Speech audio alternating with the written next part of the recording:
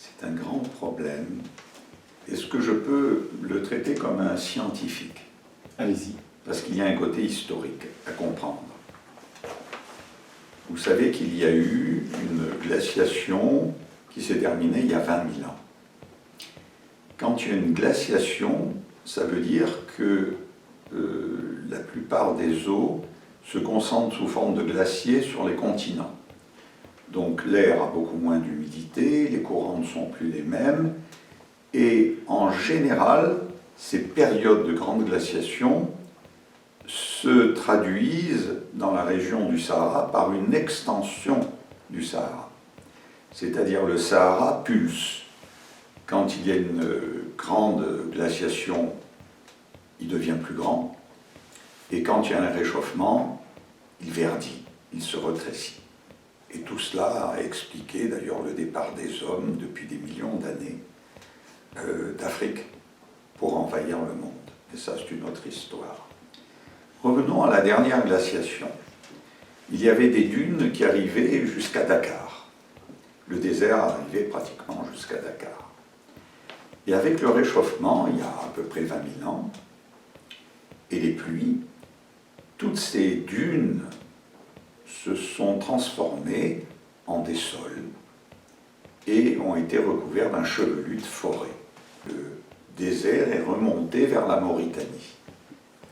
Et toutes les zones sahéliennes d'Afrique, toutes celles qui créent en écharpe depuis Dakar jusqu'à l'Éthiopie, étaient une bande verte qui reposait sur des sols qui eux-mêmes s'étaient développés sur d'anciennes dunes désertiques ou d'anciens regs désertiques. Ces sols étaient fragiles et les forêts de savane qui y reposaient, essentiellement faites d'acacias et de tas d'autres arbres, étaient fragiles. Dans la mesure où vous coupez ces arbres et où vous détruisez ces sols, vous remettez en route la désertification. C'est exactement ce qui se passe. C'est que les sols ont été détruits. Donc on n'aura plus les mêmes forêts que ce qu'on avait naturellement. Pourquoi? Alors là, c'est un problème délicat, mais pourtant vrai.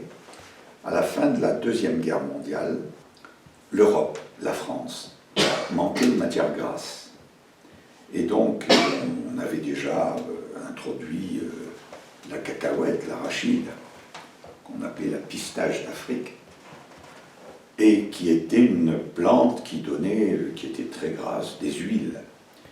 Et donc, la France a décidé de multiplier ces cultures d'arachide, et on a coupé un nombre de forêts de ces zones délicates qui assuraient la transition entre le désert et la grande forêt.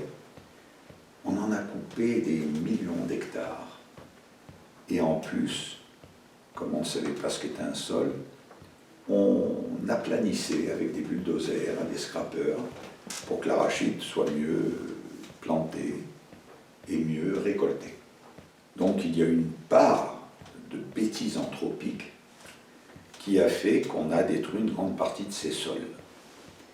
Et donc aujourd'hui, toute cette zone sahélienne est défigurée et va dans le mauvais sens. Parce que comme on est dans une phase de réchauffement, normalement, on devrait avoir une avancée de la forêt. Et dans les zones où il n'y a pas d'hommes, c'est ce qu'on observe, ce que les scientifiques observent. Mais malheureusement, l'homme détruit la forêt. Et dans ces zones sahéliennes, où il y a à peu près 700 millions de personnes qui n'ont pas accès à l'électricité, la seule énergie qu'ils peuvent avoir est une énergie en coupant le bois et en coupant les arbres. Et ça, c'est dramatique, parce que ça va assécher les nappes d'eau. Et d'ici, on va dire, 10 ans, l'Afrique, cette Afrique-là, va avoir un vrai problème de réduction des nappes d'eau, un vrai problème de réchauffement même local, parce qu'on brûle des savanes, on continue de brûler des forêts, Et en brûlant forêt et savane, on libère ce que les scientifiques observent aujourd'hui, les scientifiques du laboratoire que j'ai fondé, mais dont je ne suis plus un de ces scientifiques, montrent que toutes les suies qui sont libérées par ces feux de forêt, ces feux de savane, qu'on appelle les charbons noirs, les plaques carbone, sont des minuscules particules qui restent dans l'atmosphère, tellement elles sont légères, et qui sont plus dangereuses pour le réchauffement climatique que le CO2 lui-même.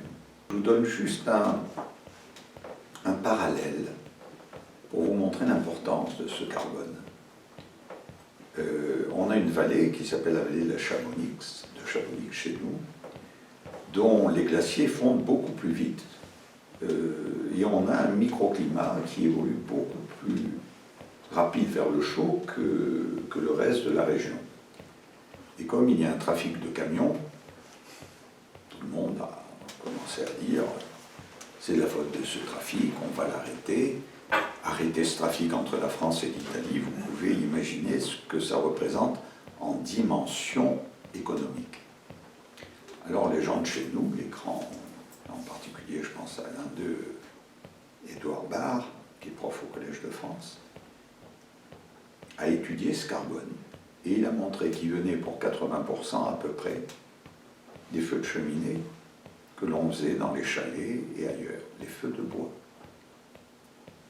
et non pas des camions.